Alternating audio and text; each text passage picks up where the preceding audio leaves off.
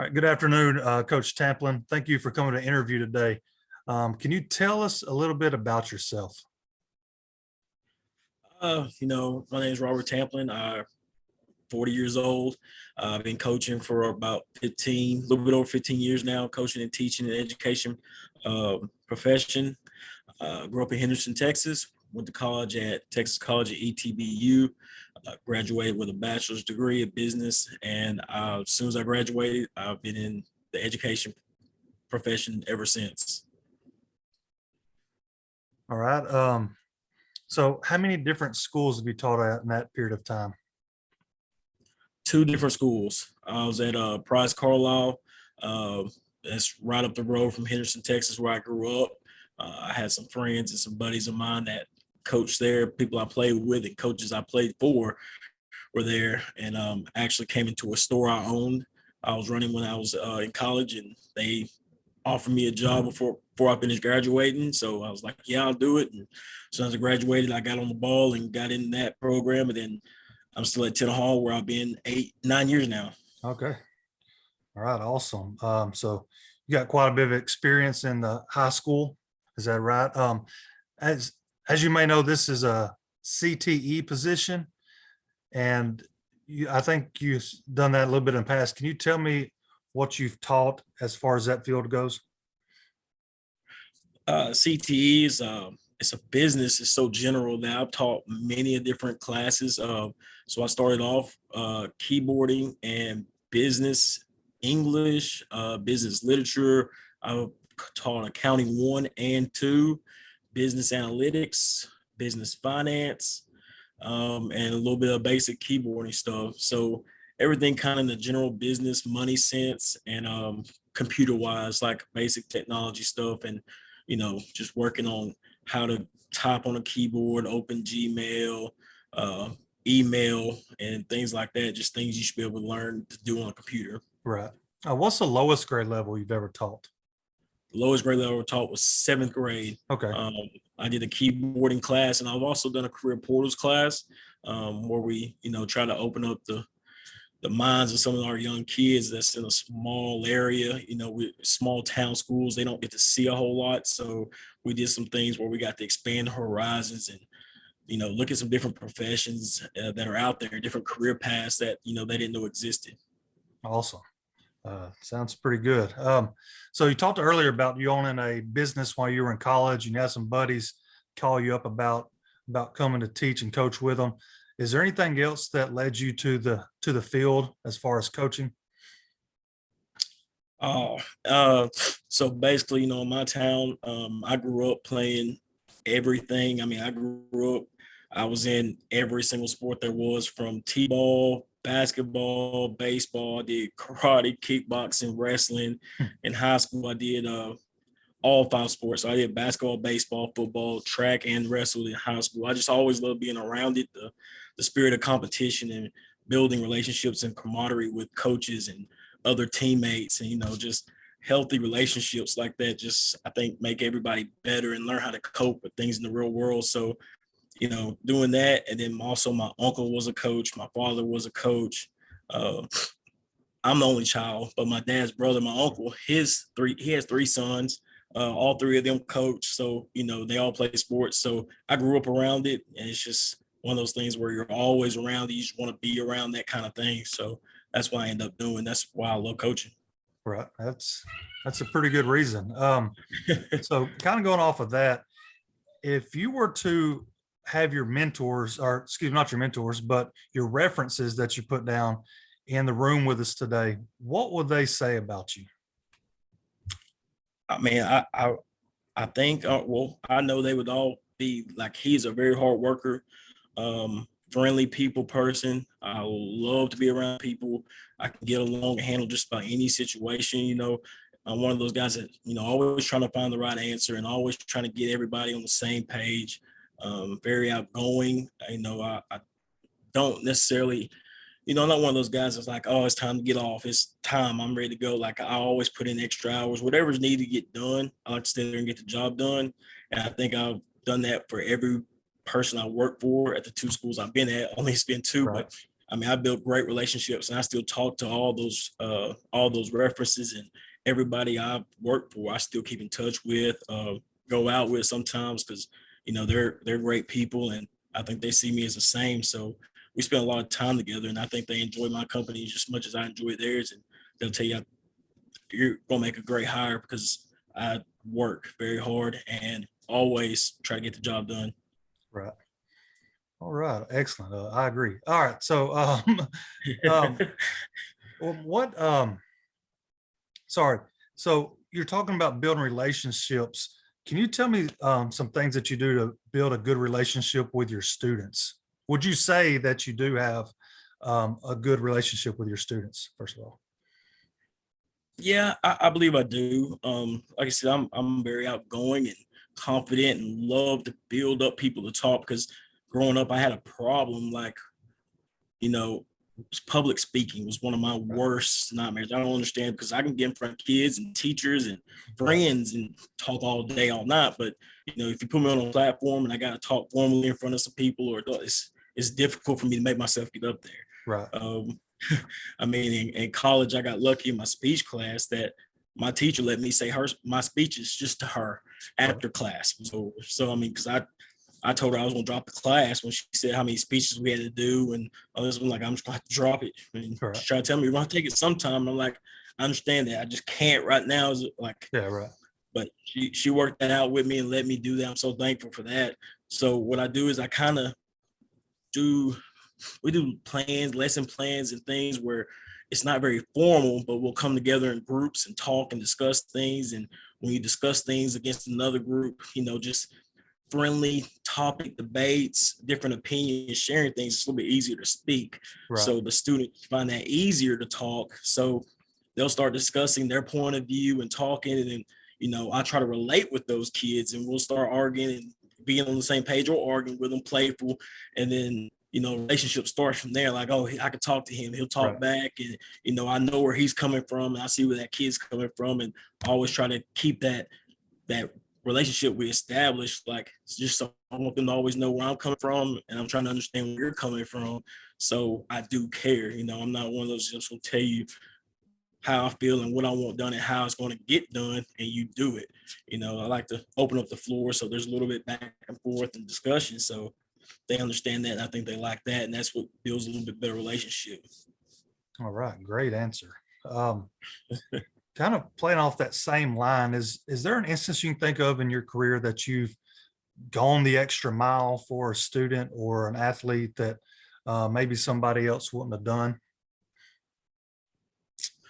I mean, I've done a few things before in the past. Let's think of one, like one of our kids, I'll start my first year in Tenaha.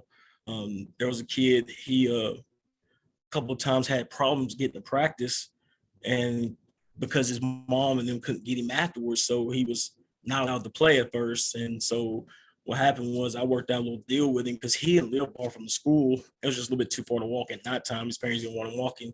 So I worked out a plan thing with him where, after practice, I would just take him home.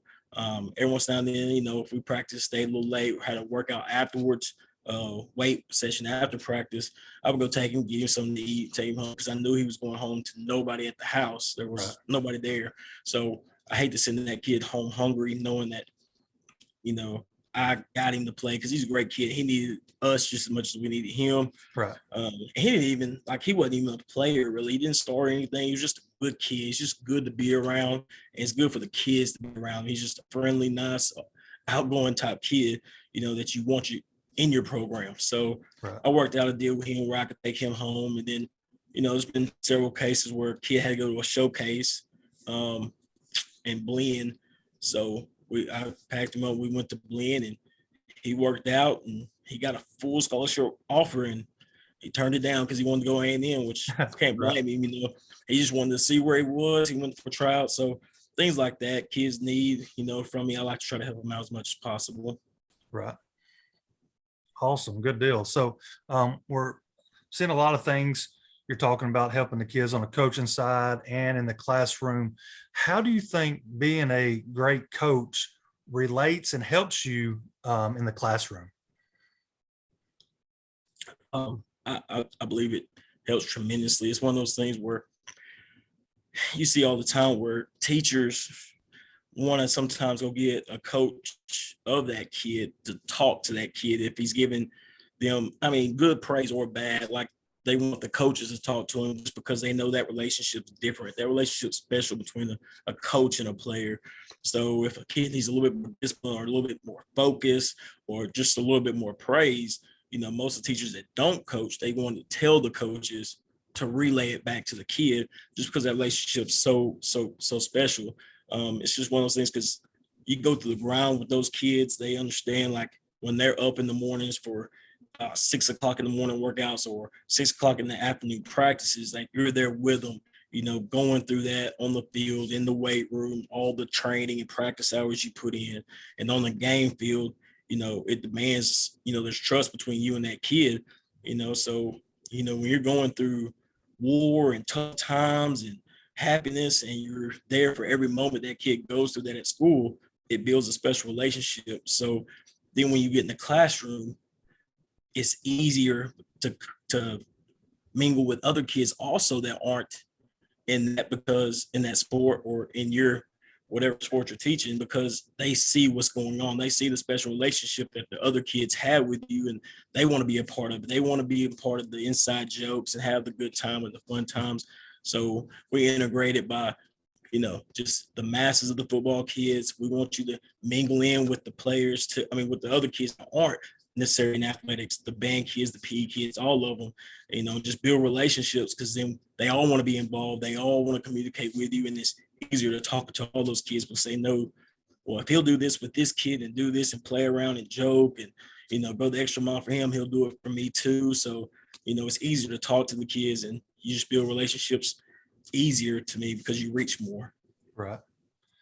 Do you ever think that coaching, especially a position in football, for example, you get very detailed at times and have to go through things step by step? Do you think that correlates? I do. I've seen it in the past, but how do you think that particular aspect of coaching correlates to the classroom? Just because you kind of see what the kids kind of understand and what helps them learn how to do the little details. What teaching technique do I need to use? Which, what gives me the most effective approach? So some kids want the visual or the auditory, or where I'm going to tell them and then just walk them through it. And I see how I go through that process, teaching the kid, steps and reads on a simple concept. I break that down, how he learned that. Then in the classroom, when I'm explaining, any part of, how to raise and lower a credit score and how that's important, the same type of detailed steps. Don't just tell them how to raise and lower. I got to start with what it is, the steps to defining what it is and how you get started with credit, and then how you do raise it, or things that do, lower your credit score, things like that. For example, it's just, you just get to learn to see how the kids react to different type of, detail of teaching. So I think it correlates hand in hand, like you said, like when you're on the field and you're doing this little part here, step by step. Okay, I can't skip this. You got to do this. You go back and make sure you hit all the little minor details that might not be that important to you. You look over, but the kids don't quite understand that. Right. Yep. Really good there. Something you mentioned in that your explanation was that you were talking about credit score. You hear a lot of times all in the public education, you don't talk about stuff that you actually do in real life. But your courses, it seems like, do cover some of those things. Could you talk us through, like you said, credit score? Do y'all work on bank accounts, investing, whatever you think? Could you walk me through a few of those things that you've talked about in your classes? Oh, absolutely. From the very beginning, people, kind of overlook is the first thing is the way technology is advancing. Most people don't even know different applications to put on a computer or how to use applications on a computer. And most people just overlook it. Now, some schools, when I was at Carlisle, it was more Microsoft, PowerPoint, Word, but like now Google Sheets and Google Docs is, a lot better application to use, especially, it's a free program that anybody can get, but the kids don't understand how important it is you can do work and it's saved on your online cloud, so now I can get on any computer and pull up exactly where I left off and continue my work documents. That's real world things that people still haven't adapted to all over. Uh, so learning how to send the email, how to receive, how to send, check messages, and how to type on a computer and things like this, how Google Sheets is actually used, in just about every kind of company there is. There's something with salaries or time sheets or pay dates. They're using some type of program, and I just don't want kids to get there for the first time and not ever seen it and have to go through a whole process of being behind because they got to learn the very basic steps of how to operate a computer. Then real world, like you said about the credit score.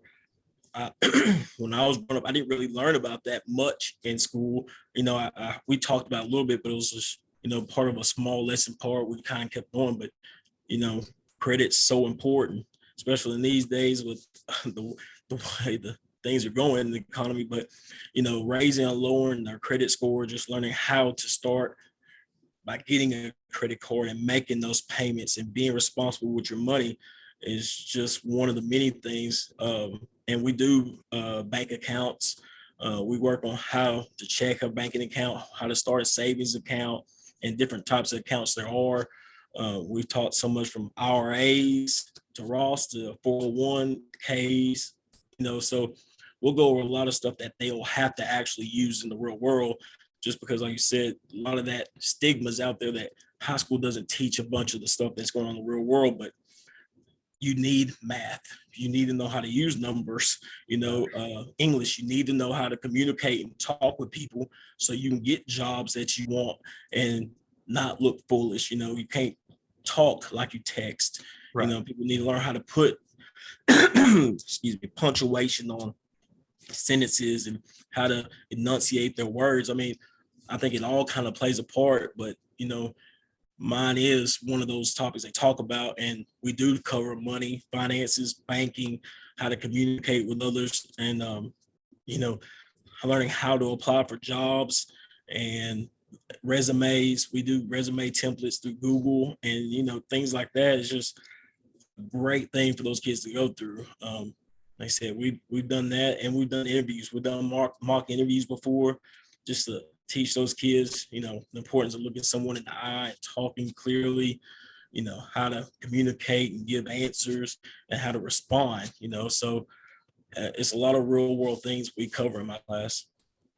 That's a great answer. One thing you were talking about at the beginning there, and I've just learned this recently, is in Google Sheets and Google Docs and stuff, you can create a meet, which is Google's form of Zoom, as you know, and you can collaborate on a document right there in your meeting. I think that's pretty awesome. Especially, Yeah, like you said, you get in a business world, you may be all across the country from somebody and still be able to do that same thing within your company. exactly. It's getting, I mean, it's advancing pretty far, pretty fast. The kids also use a VR headset, Right. and the kids get to see how they can communicate with people from all over and see them and actually interact with those people. And it's like one of the neatest things in the world. And we got actually at the end of the year, I got a headset. There was a VR training, and you can get certified, in different kinds of occupations. You can get your OSHA, you can get a welding degree, like you can get all these certifications by just through a virtual headset, because you actually have to go through and do the things with your hands and see the things and make the right choices and take a test at the end. It's like, I mean, people are getting certified and getting jobs through virtual training now, and it's crazy. Yeah, that's pretty awesome. Um, so kind of switching gears here a little bit. So say we have a student, or you have a student that's in class and they're in danger of failing possibly. What would you do to help that student out, or contact somebody possibly to kind of ride that ship? So the first thing, if a kid's close, I would like to talk to that kid. I like to, see if there's anything different going on. Why is there a struggle, to see if I can identify the problem. Is it the content? Is it not enough explanation for me? Just exactly what's missing. And I would contact the parents immediately, or whoever the kids' guardians were. Try to get through to them through phone calls, emails, or however the kid told me I could, even send a message home through the kid just to meet and talk, just to let them know that you're close and see what we can do to resolve the issue, to make sure you do stay above passing. So what I would do is I would offer that kid extra time, either before or after class, the school day when I could, and or when they were available to, and we would try to get that grade up. We would do some little extra study and some little extra tips and things, and like I said, just keeping up communication with the parents is number one, to make sure they stay on them too, to make sure that the work gets done, and then they can identify maybe at home what the problem is, communicate back with me what I could be doing better, or what the kid is or isn't understanding, to make sure we get that grade up. Right. So have you ever got one of those situations or maybe a different situation and encountered an angry parent before? Me personally, I have not. Yeah. I haven't. I mean, you deal with angry parents, coaching wise, Yeah. it's Yeah. always, but teaching wise, I've never had to deal with one. I really think it's pretty close because, I try to keep that line of communication open so well, and always keep in touch. I did have an incident where one was kind of close, and she called. She wasn't upset with me. She was upset with the daughter and asking me, why is she so close? Like, why is her grade, a C and all this? And I let her know exactly, like, those assignments, you knew that, because first off, my assignments I like to give through Google. So, and also I let the parents know that they can be invited into that group where they can also see all the assignments the kids getting and all their grades they've gotten. So there's not really an excuse for a parent to maybe not know, because they get the same assignments, the same grades, and everything that I send out to the kids, the class, they receive as well. So they get to see the result before it even goes to the grade book. So when they saw that, they were asking why. I was like, well, ma'am, like, you need to look like she's not doing the work. And I've talked to her, and I've left a message with you. And she was like, you're right. And then, we resolved it. She got on that kid, and she was upset. Like, you got to retake this 3 times, and, Right. And you're still doing this bad. And you haven't done these 2 assignments. He's open, So like I said, I just like to keep the line of communication open, so there's not a case where a parent can come in and say, "Oh, I didn't have no idea. Nobody told me. I didn't know anything about it." I give you access to everything the kid has. I try to communicate by every way, by email, text, phone, however I can through the child, and then I try, do the best I can. And they kind of understand that when you talk to them, like, well, he's doing everything he can. It can't be him because he's done everything he could to tell me, Now, if it's just the content's too tough or something, we'll work something out where, we'll try to get to that kid and give him some extra time to do some assignments or some extra assignments to get his grade up, and then really go over the content to make sure they understand it. Right. And like you said, probably opening that communication up with the parents early and often makes it easier on you as well. I mean, that Right. they're going to jump in there and kind of take over some. So you mentioned, of course, me being a coach and you being a coach, we've had to deal with angry parents in that situation too. So that kind of prepares us for a classroom encounter or something like that. Could you Yeah. give me a rundown of how you might handle, even in coaching, a situation of an angry parent, try to de-escalate the situation, or what you may do in that case? Yeah. So it usually comes down to their kid not playing enough, or not getting the ball enough, or not running enough. And then you just tell them, like, it's a team sport. We're doing the best we can. We're all making the decisions that's best for the team. I mean, then we'll usually, if we can't give a couple of instances why the kid isn't getting the ball as much as another kid, or getting the same opportunities as another kid, as, and you don't want to be that guy, but come to, like, learn that parents need to hear the real reasons. Like, Mhm. don't make up something to make it nice, because then when it comes out that that's not true or something, they'll think Right. you're not always an honest person, or find things. So kind of bring down, like, your kid wasn't showing up, your Right. kid's missing practice, this kid isn't, we don't trust this kid as much because we can't depend on him because he's struggling in the classroom, like he's close to failing. So we got to get ready to lean on somebody else because he will not do as he's told. This kid always, has confrontation with coaches. If he's always arguing with us, we're not going to trust him. He's not going to trust us. We can't put him on the field. He's got to learn how to, prepare his body and mind and act right. We got to be able to trust that kid to put him on the field. Or sometimes it comes out, he's just not skilled enough. This kid's bigger, stronger, faster. That's why he gets, most of the balls or most of the opportunities because he's just a better athlete. But you want your kid, we want your kid to keep working hard because he can get there. And when his time comes, you just got to be ready. But right now, it's the child that's stronger, bigger, faster, or making the most of his opportunity. When he doesn't, or something happens, and he goes down or has to get moved, something. Hopefully, your kid's ready to step up and take the position and keep it. Right.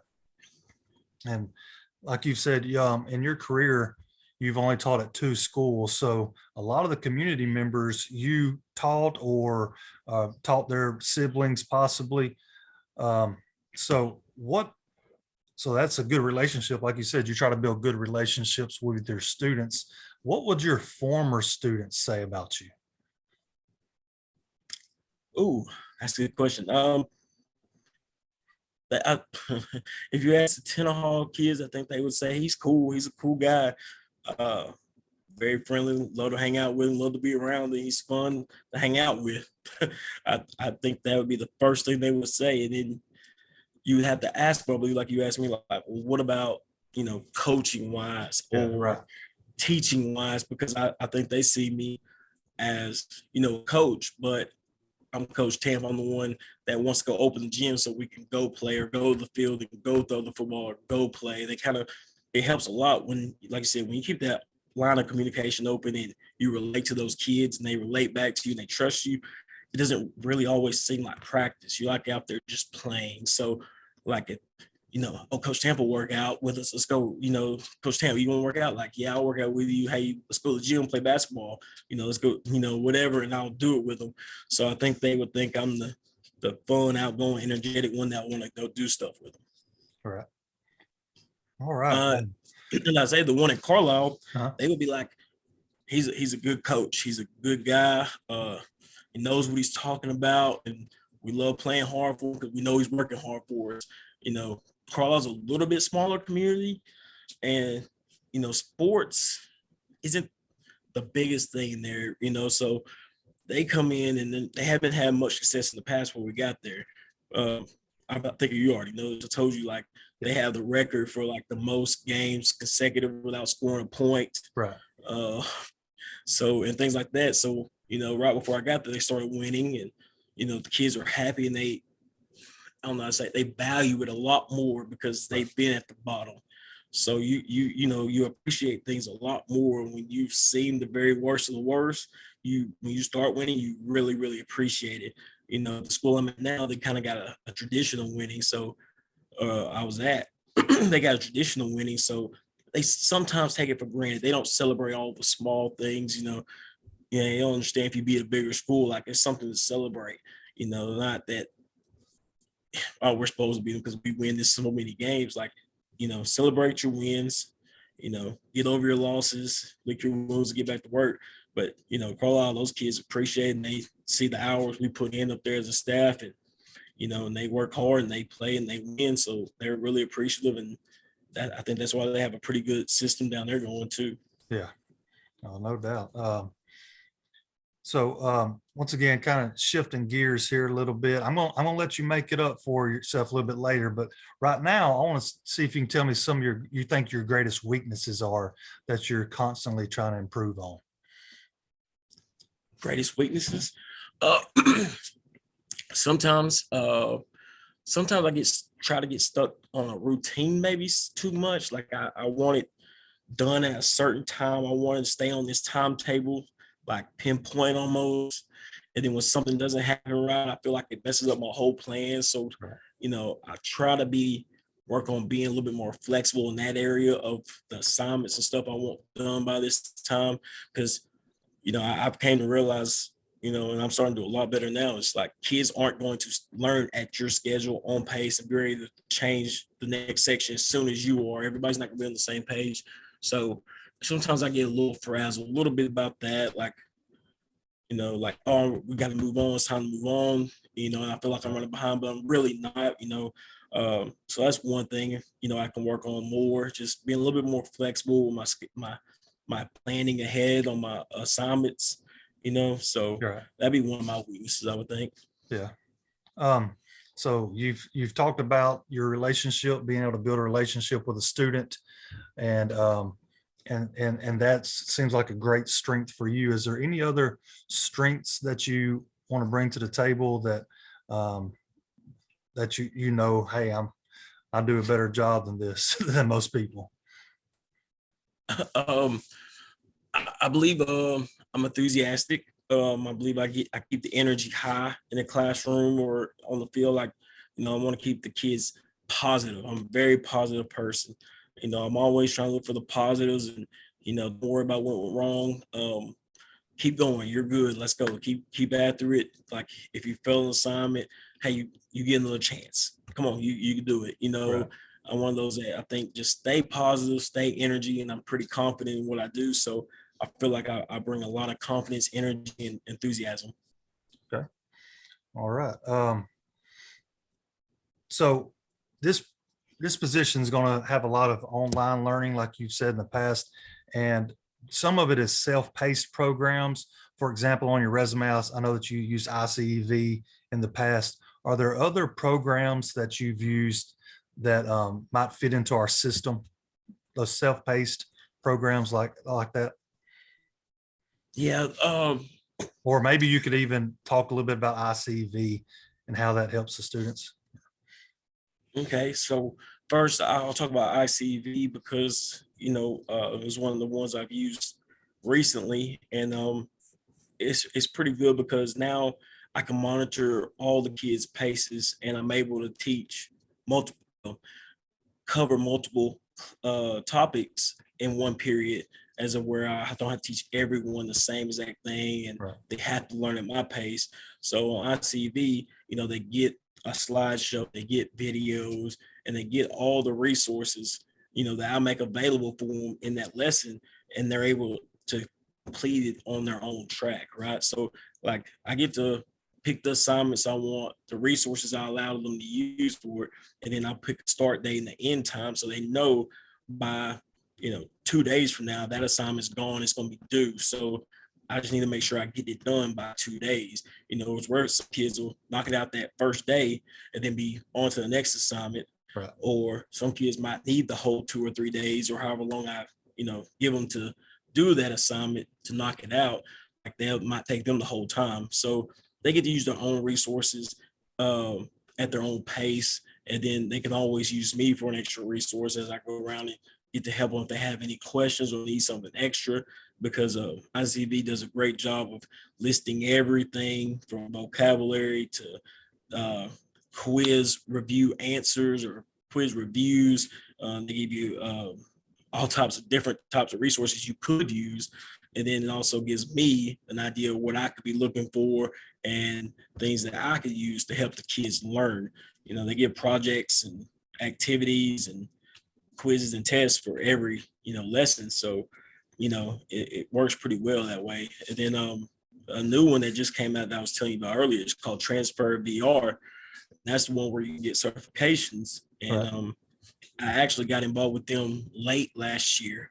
They sent me a free VR to try it out, and it's a demo set. And like you become a mechanic, like I tried it, and you get under the hood of a car and learn from a real mechanic that's pointing to wires, asking you this and that, and man, it's pretty crazy. And it goes from everywhere from cars to building airplanes to OSHA certification. Like I said, it's technology is getting pretty crazy, like the way it's expanding so fast, because I didn't even know this existed. And, boom, in a week, I learned that I can get almost an air pilot's license after Right. I finish school by just doing training on a VR, Right. knowing all the parts and everything. It's just getting crazy. You Yeah. become a mechanic. Right. Yeah, that's insane. So kind of going back over what you said right there, back to the ICV, you're saying they have to use their own resources. They have a deadline they have to meet. To me, that sounds, once again, very real world things. You being a business and, hey, I've got to meet this. I got to do this job by this certain deadline, and that's about all they give you sometimes. So you got to, Right. find a way to do it and go through that. And obviously Exactly. that virtual reality you're talking about, that can change things. I know at a smaller school, a lot of times you don't have the people that can teach welding, for example, or can definitely Right. teach the mechanics or how to fly a plane. So I think that's a great Exactly. resource. So that will definitely be something that we would want to look into being able to do. Um, so as you're going through this, is what do you think your career aspirations are? But let's say 5 years from now, what do you see yourself doing? Career aspirations. I definitely think I would be an administrator. So some sort. I'm hoping. And it's hard to tell. On a 5 year timetable, I plan to still doing what I'm doing, a head coach and assisting in other sports if I need to, or for a big school, just a head coach. Then probably 10 years or after, a little bit after 5 years, probably looking to be an athletic director. And then from there, seeing, since I've never experienced that, I don't know if that's where I want to finish and end, or if I want to finish as a superintendent or something, another role in the admin department. Because I mean, I'm a weird cat, so I would even enjoy being like a technology director or something like that. Right. Um, so after experiencing different things, I would know more clearly. But like I said, it goes from head coach to athletic director for sure, that ladder, and then from there, I'm not 100% sure if it would be technology director or superintendent. Right. You've never had any aspirations about being a band director, anything like that? No, I got a lot of friends that are band Oh, do directors you? and they love it. They enjoy it. I mean, Yeah. it's crazy because I'll go to games and just see band directors come to me and talk to me and hug me and stuff because I build relationships with all these guys. Yeah. And that's the good thing about sports is you just build different relationships with everyone. You know, Yeah. So going on, playing off of that a little bit. So do you think you work well with your colleagues and, like you said, build relationships with your coworkers very, very easily? I think I do because most of them all want the same common goal, want to win. But the biggest thing is just building relationships and just working. If you just want everybody to carry their weight and just go to work, you just want everybody to do their job. And most people get in the profession to do that. Unfortunately, sometimes everybody's not committed, but usually not professionals. You get some younger guys in there. Sometimes that's just kind of just what they want to do for fun on the side, and Right. they see how much hard work and dedication it is. It's a little bit different, and sometimes you don't all get along, but you got to get those guys up and get them to get some work done and try to show them how it's done. Then they might figure out, hey, it's not for me. Right. But building relationships with colleagues is usually not that big of a problem. Yeah.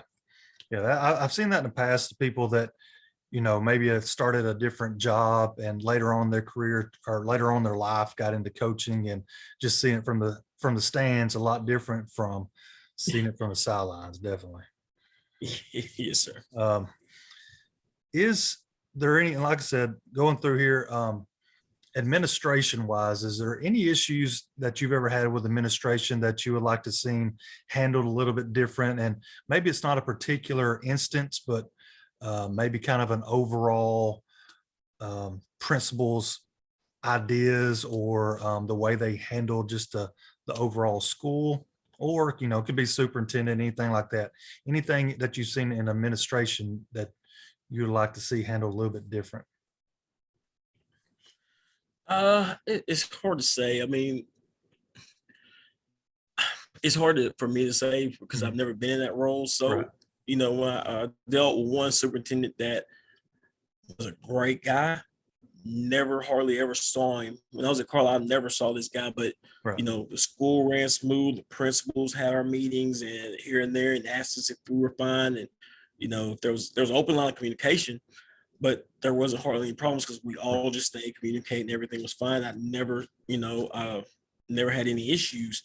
So, and then you get one where, they're a lot of unnecessary meeting, like, 2 times a week meetings, or just stop in and meet and see how things are going. Like, I've had meetings before where it's just a question that, could have been sent through a text, like, Right. hey, did this kid do this? Like, Yeah. it's like, yes, we didn't have, moved, had a set time to go to the office just to ask, questions. Like, that's Right. kind of strange, but, like, just having an open line communication cuts out a lot of unnecessary or overwork also. Um, so it's hard to say because, I've had superintendents that have been extremely hands-on, very micromanaged kind of top, and then I had some that don't see. Right. And there's been ups and downs of both. Like, I just try to stay doing my job. I've learned you just do your job, and Right. they might do things frustrated, but everything usually goes okay. Yeah. So you're talking about maybe your future aspirations being a principal or a superintendent one day. What do you think you're going to be? More the hands-on or more the fly on the wall type? I think I would be more of the fly on the wall type kind of. I mean, I would keep like I told him, I would tell him, we would keep an open line of communication. I would always communicate, and see how things are going. Now, I would be seen more. I don't think I would, just be in a different building the whole day. I would be seen, but I wouldn't be interfering. I would just, just hi to the kids and the teachers, just that way. If they see me around all the time, or and around the kids see me all the time, they would know it's okay if something was going on or had a Right. question. Or like, oh, I'll see you tomorrow. I'll just ask him, or this is going on. I think I'll ask him tomorrow. Whereas they don't see you and you're not a presence, and then things build up, and they're like, well, I'm gonna tell them this when I actually do see him. So I would just kind of go around and just speak to those guys and Right. just let them be seen, not heard, and let them know there was no nonsense. I would handle any disciplinary problems, and then I'd always, try to follow up to make sure it was satisfactory to that teacher. Right. Well, that's a good idea. I mean, you're going to seem more approachable that way than, like you said, just staying in your office all day. Be more approachable to teachers and to students if they were to need you that way. Um, so kind of a tough one here. I want near the end is, so say you're at a gas station in town and somebody starts running down the school or coaches. I know it probably wouldn't ever happen, but how would you handle that situation? Not so much a parent, you know Okay. what I mean, a individual one-on-one parent conference, but just somebody bashing the school. Like for instance, them saying, "Y'all don't teach you in that real world situation," that kind of deal, or an athletic situation. How would you handle somebody just bashing the school? Oh, okay. I missed part of the question. The question is Okay. like, if I was at a gas station, I heard Uh, people bashing the school or talking about some aspect of the school at the gas station. Yeah, how would you Oh, handle that in public? Yeah.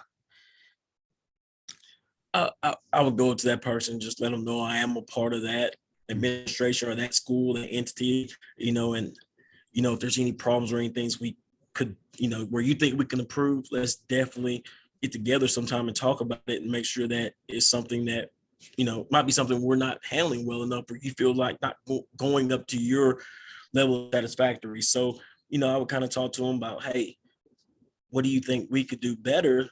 Is things that we can discuss in private, so we're not Right. spreading negativity or toxicity across, the whole town.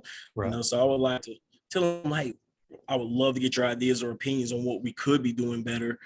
Let's be part of the solution and not the problem, Right. because nothing comes better by bashing, So I would try to turn that negative into positive by trying to talk to him on the side and let him know I'm a part of that. And I would love to hear his ideas on, or her ideas on, what we could do better to fix it. Right. That's a great answer. So really, really great interview here so far. Is there anything kind of wrap up here? I think that's all the questions I have. Is there anything that you have for me that you want to ask?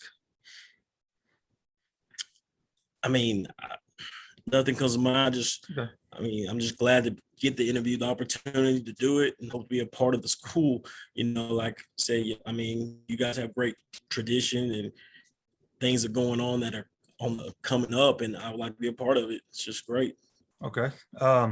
So would you be interested in a second interview, or possibly if we got a few more people to interview, if we decide not to hire any of those, do you think that if we offered you the position, what's the chances you're thinking right now you would accept? 100%. 100%. 100%. I applied for a reason, and I want to be a part. I think it'd be a great fit, and the reason I applied because it's something I want to be a part of. Good deal. And like I said, once we get people in house, you've stayed at places a long time. That's what we like to do here as well. And like you said, if maybe an athletic director or administration is in your future, build from inside and work your way up here. So if that sounds like something you want to do, well, I'll contact, get back with you and let you know here very shortly. I won't leave you hanging. Is it, like I said, anything else that you like to discuss? That'll be it. I'm good. Thank you. Okay. All right. Thanks for meeting with me today, Mr. Temple. All right. Thank you. Thank you.